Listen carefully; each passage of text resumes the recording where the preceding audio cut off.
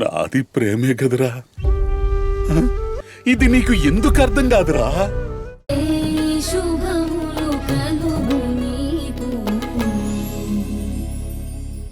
అమ్మా వారాహి, ఎలా ఉందమ్మా? జయసింహ గారికి ఎలా ఉంది? జయసింహ గారిగా? ఆయనకేమైంది? అదేంటక్క, నువ్వు హాస్పిటల్ నుంచి రావట్లేదా? హాస్పిటలా? అసలు జయసింహ గారికి ఏమైందో చెప్పండి. నువ్వింత నీరసంగా ఇంట్లోకి వస్తుంటే అక్కడి నుంచే వస్తున్నావేమో అనుకున్నాం. జయసింహ గారికి యాక్సిడెంట్ అయి హాస్పిటల్లో ఉన్నారట.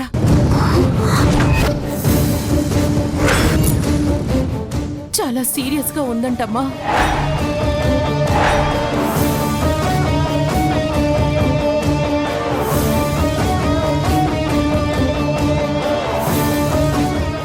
వారాహి, వారాహి, వారాహి!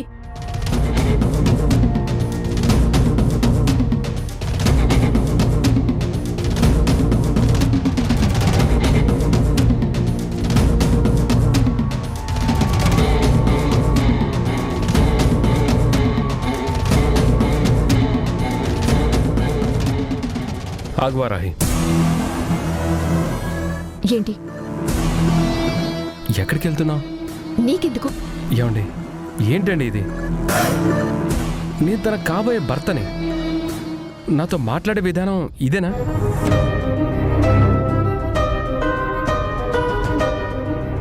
మాకు పెళ్ళయి 10 ఏళ్ల కాపురం తర్వాత నాతో గొడవ పడినట్టు మాట్లాడుతుందేంటి?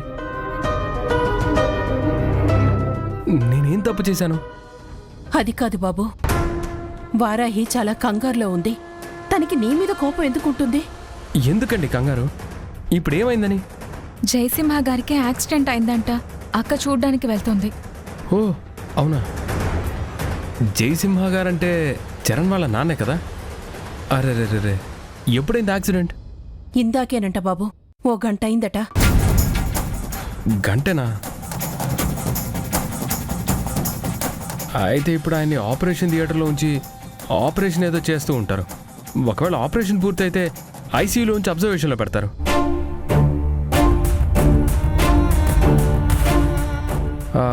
ఈ టైంలో విజిటర్స్ని ఎవరిని అలౌ చేయరు. మరి ఇప్పుడెందుకు వారాహి వెళ్ళడం? వారాహి, ముందు మన ఇద్దరం బయటికి వెళ్ళాలి, పద.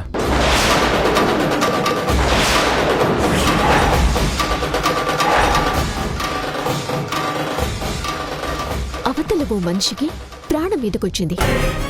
నేను నీతో రాలేను, హాస్పిటల్కే వెళ్తాను. అదేంటి వారాహి, పొద్దున్నే స్కూల్ దగ్గర మన మధ్య అంత చక్కని డిస్కషన్ జరిగింది. నువ్వు ముందు ప్రిఫరెన్స్ నాకే ఇస్తానన్నా, మళ్ళీ ఇప్పుడు ఇలా మాట్లాడుతున్నావు? స్కూల్ దగ్గర మీ మధ్య ఏం జరిగింది? అమ్మా, అదంత ముఖ్యం కాదు. ఇప్పుడు నేను హాస్పిటల్కి వెళ్ళటం ముఖ్యం. ఎందుకు? చరణ్ని ఓదార్చడానికా?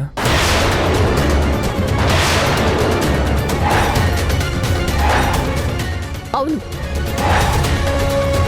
మమ్మల్ని ఆదుకున్న మనిషి బాధలో ఉండి ఓదార్చటం మనిషిగా నా బాధ్యత. నేను వెళ్తున్నాను, నువ్వు ఏం చేసుకుంటావో చేసుకో. వారాహి, వారాహి ఆగు. బాబు, 1 నిమిషం. అరే, ముందు వెళ్ళిపోతున్న తన్న ఆపకుండా నన్ను ఆపుతారేంటండి? చూడండి బాబు, మీరు మా ఇంటికి కాబోయే అల్లుడే, కాదనను. కానీ జయసింహ గారు మా ఇంటి దేవుడు. ఆయన చావు బతుకుల్లో ఉంటే ఆయన దగ్గర పనిచేసే వారాహి మీతో సరదాగా షికార్లు తిరుగుతూ ఉండటం అస్సలు బాగోదు బాబు. వెళ్ళనివ్వండి.